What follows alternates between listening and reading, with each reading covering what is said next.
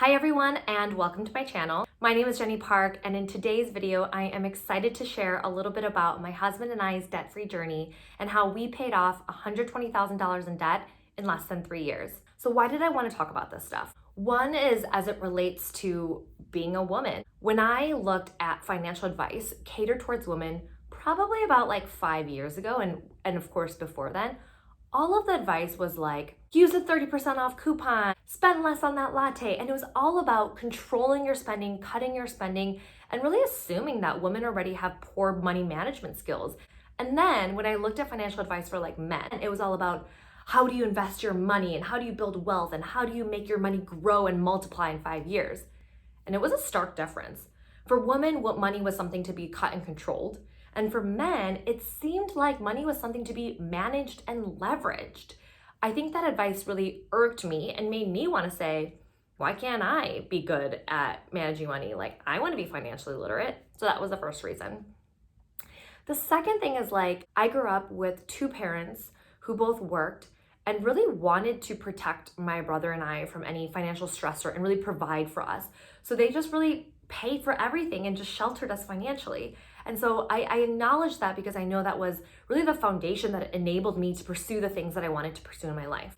That said, growing up in an immigrant household or household with immigrant parents, we didn't have conversations of best financial practices. Even the first time that I learned about a backdoor Roth IRA, I was like, who is telling people this, right? Like, unless your parents also were very financially literate and understood all these best practices of how do you build generational wealth in America and we're passing that on to the kids, where are we learning this?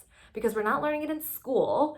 And so I think I just kept getting shocked every time I heard all these rules of like, wow, these are the things that are keeping the rich richer and other communities in an entirely different ballgame. And so I'm so thankful for all these people who are making financial information accessible for everyone and democratizing financial literacy. Not that I'm trying to like enable financial literacy because I'm not an expert, but more so from the place of like, I want to talk about this stuff and I hope other people in my community do too. I don't think that we see a lot of women or Asian Americans or really people talking about this kind of stuff. If anyone else is in their debt-free journey and is a woman or came from an immigrant family and just believes that they just don't know where to start, like hopefully this feels motivating that anyone can really learn this stuff. So that is kind of like what motivated me to want to sit down here and talk about our huge amount of debt. So situation and context. My husband and I got married pretty early on. I was 23 and he was 25. And up to that point, like both of us were very naive when it came to money. Like for me, growing up in this household, I just thought like, as you get older, you'll make more money, just be like somewhat responsible. My husband, on the other hand, like he just believed that like anything could happen and we have to be careful. He was like, we might get into a car accident and we're gonna have car payments. One of us might lose our jobs. I think he had this belief that like there will never be enough money. And I had this naivete of like, there'll always be enough money. And so it was really cool conversations for us to learn of how do we have similar values and build money practices together as a couple. Okay, so all that said, in 2017, that was the first time that we both decided to really look at our finances and make a budget and make a financial plan. My coworker at the time, him and I loved talking about finances together at work. And at one point he was like, hey, my girlfriend and I are going to this course led by Dave Ramsey called Financial Peace University. Would you and your husband want to come with us? And I was like, yeah, I'm down. Like, I'm interested. I've never heard of this program. I've never heard of this guy. Like, I definitely want to learn it. So we went to this guy's church and went to this program. And I really think that was like the pivotal thing that happened in our life in us finding financial freedom. That was like the biggest first step. Now, I do have to make a disclaimer and a caveat here as I talk about Dave Ramsey. I think since then, I've learned a lot about Dave Ramsey, and I think some of his practices and beliefs are problematic and really don't acknowledge a lot of the inequities that exist currently in this country and for a lot of community groups. And so I don't think there's a lot about what Dave Ramsey says or believes that I'm 100% aligned with. What I do know though is that his baby step program about becoming debt-free was what helped us. A lot of the practices were really helpful for us and when we were just getting started in our financial journey. Okay, so that's the caveat. So we looked at our finances in 2017 for the first time. We added up all of our debt and we saw that we had $120,000 in debt. $120,000. At the time, I don't even think I made enough money to comprehend what a big number that was. It just felt like so big that we would just be paying it off forever. So I want to share this video of the 7 things that helped us in our debt-free journey, that motivated us, and that practically helped us get out of debt. Okay, so tip number 1, track what you spend. The first part of our journey was even tracking all of our spending. We looked at probably like the last few months of our bank statements and just added up every single spending and put it into different categories. A funny exercise that we also did is first we looked at the categories and we guessed what we thought the dollar amount was per category. And then we added it all up and saw what the actual amount was based on the last spending from the last 3 months. And you can imagine that it was pretty surprising and that we underestimated really how we were spending in every single category. And so I know the most important thing that you need to do is track your spending. Track the things that are automatically being taken out of your bank account, like bills and subscriptions. And then track even the smallest amounts, the $2 parking, the $6 lattes, whatever it is, track all of it. Even if you don't change one thing, even if you don't spend less money, even just tracking it alone and knowing where your money is going is probably gonna motivate you a little bit and just be more aware of where your money is going. I think there was some sort of like research or survey done that looked at the practices of the last 150 self-made millionaires, and the number 1 common practice was that they tracked their spending. The second one was that they paid off their mortgage, but that's kind of a separate video, which I'm also very curious about. So number 1, track your spending. The second thing that we learned that really helped us kind of has 2 parts to it. So it's pay above the monthly minimums and use the snowball method. If you're not familiar with the snowball method, essentially what it means is that you line up your debt from smallest to biggest and you pay aggressively towards the smallest debt until it snowballs up until you're paying off your biggest. So for example, let's say in this fake scenario, you have a credit card debt that's $50 a month, car payment that's $100 a month, and a student loan that's $150. Whew, those are easy numbers. I can work with this to remember it. Okay, so let's say that's your fake scenario. So the first part of this is pay above your minimums. So you are gonna look at your situation and see how much additional money can you aggressively throw at your debt to help you get through this process faster. And so you take additional money. So let's say in this scenario, it's $200 additional money that I found that I can pay towards rent or pay towards debt.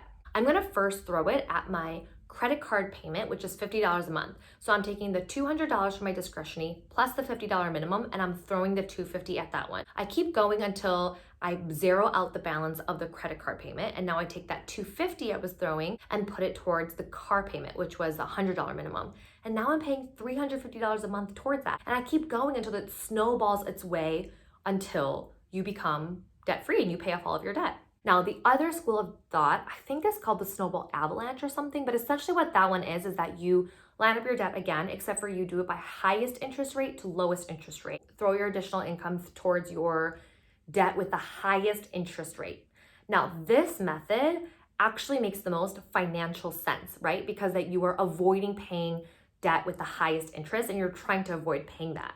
However, the reason why that we stuck with the snowball method is that I just believed at this point in our financial journey, it was so much more about behavior and lifestyle changes than it was about like which one made the most mathematical sense. And so doing the snowball method and seeing our debt be zeroed out one by one was just so motivating to me, and it kept me on this journey. I think if we did the other one, like it would have taken us a lot longer. I think it would have been harder for us to see rewards or progress as quickly as we did the other one, that we would have been demotivated and just fallen off really quickly. And so I recommend using the snowball method, especially in the beginning, just to help you see progress and momentum. And then if you're at a point where the financial difference of the interest rates are just so stark, feel free to flip it, but that's the approach that we took. The third step is live below your means.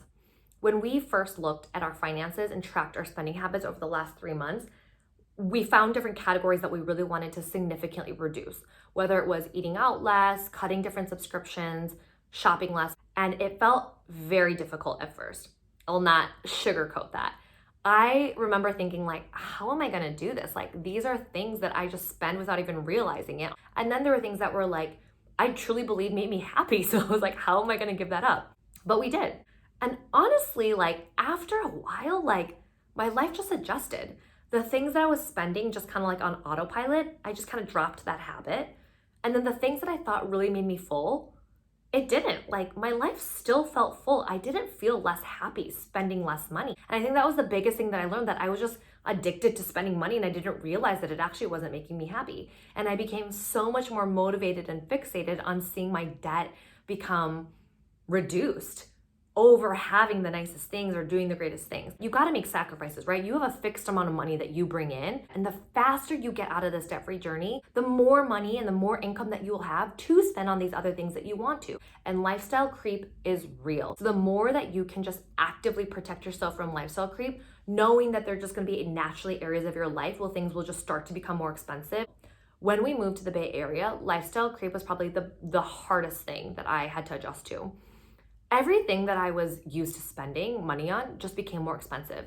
Not even because of cost of living, but just because I was just surrounded by other people who also spent a lot more money on the things. Soap that I used to spend $5 on suddenly became $30. And that's just one example of my life. And so you gotta live below your means and just be careful of lifestyle creep. Step number 4. Okay, this is the one thing that really helped me from like a motivation standpoint. And it's control the content that you consume. This one also has 2 parts to it. Step number 1 is watch a ton of YouTubers. I became obsessed with watching Dave Ramsey, Stephan, Asia Dang, The Financial Diet, CNBC, Millennial Money, and Refinery29 Money Diaries. I loved spending hours on the Reddit threads of FIRE and personal finance. All of those things, it just like, one, not only did like it help me learn about personal finance, but second, it just normalized this type of lifestyle that I wanted to live one day on how do you be financially responsible. I am someone who gets influenced very easily. I think I just absorb the conversations I'm in and the content that I'm consuming. I also really believe that one quote, which is that we are the sum of the 5 people that we spend the most time with. Now, I don't think that means that like I was talking about personal finance all the time with my friends. I could control the content that I was consuming. So the more that I watch this type of content, it is so helpful. It just starts to normalize this new journey that you're on of living below your means, tracking your spending, and becoming debt-free, which isn't always normalized in America. The second part of that means not watching some content that might be distracting in your debt-free journey.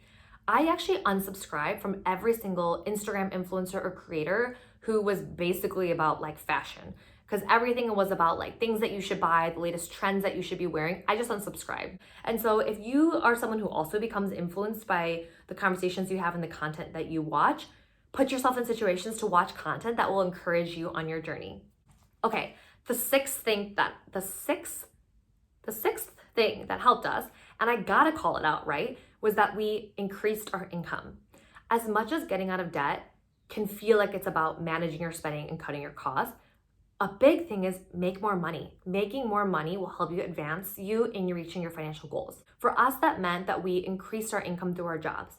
That was actually the biggest thing that we weighed when we decided to move to California for our new careers. Of course, part of it was like, it wasn't just about money. Like, it was an incredible job opportunity, and it was also like incredible life experience opportunity to get to live in this new state and this part of the country that we hadn't before. But we were also very aware that making this decision would significantly increase our income and also help us reach our financial goals a lot faster. When I watched like Asia Dang, she also took it to like a different level where she was picking up a ton of side hustles like Ubering, lifting, DoorDash, and like Rover and all these things to really increase our income as well. And so if there are ways that you can not only decrease that you're spending on stuff to throw money at debt, if you can make more money, that will also like really help. The 7th thing that I will say, and the last thing that really helped us, is don't give up. Like, do what you gotta do to not give up. There were lots of times in our journey where we definitely, I don't know, fell off the wagon or had less intensity and focus, and we just indulged in some things. I don't look back and regret those moments because that's what I needed to do to stay motivated. But I wish I didn't fall so hard sometimes. And so I think like if there are ways that you can treat yourself or find things in that your budget that you enjoy, $50 here, $100 here, to just treat yourself once in a while, and that might motivate you and help you stay on this journey and not feel like you are enslaved to debt for the next few years. Please do it, but whatever it is, don't give up. Even if you fall hard, you can always just come back and start again and keep building those habits and building those practices again. It's a long journey. And so I think it's important to have that mindset, but at the same time, the faster that you pay it off, the more intense and the more focused you are about it, the quicker that you can be free from having debt and the quicker that you can be to having financial freedom. I feel so good to be completely debt-free and to now have this additional money that my husband and I can make decisions on saving and ensuring that we have that and saving for a home because that's something that's really important to us. Being able to provide and give more generously to families and communities that we want to. It feels really good. And so I would just encourage you, if you feel kind of like getting out of debt is boring or not sexy, or maybe you should take your money, invest it in the stock market, watch some other people on YouTube, see if that motivates you and normalizes the kind of lifestyle you want to live. And yeah, because it feels really, really good. So those are the 7 things that really helped us and the things that we learned in our debt-free journey of paying off $120,000 in debt in under 3 years. I hope you enjoyed this video. Please like and subscribe. I think I'm supposed to say that on YouTube. And if you have other YouTubers or books that you've read that you really recommend, please share it with me. If you have other questions that you have or topics that you think I should talk about, like, please let me know. I'm really interested in, talking about the stuff on YouTube and doing things like that, but I'm also just figuring it out as well on what to talk about here. So appreciate you watching this video. So thank you so much.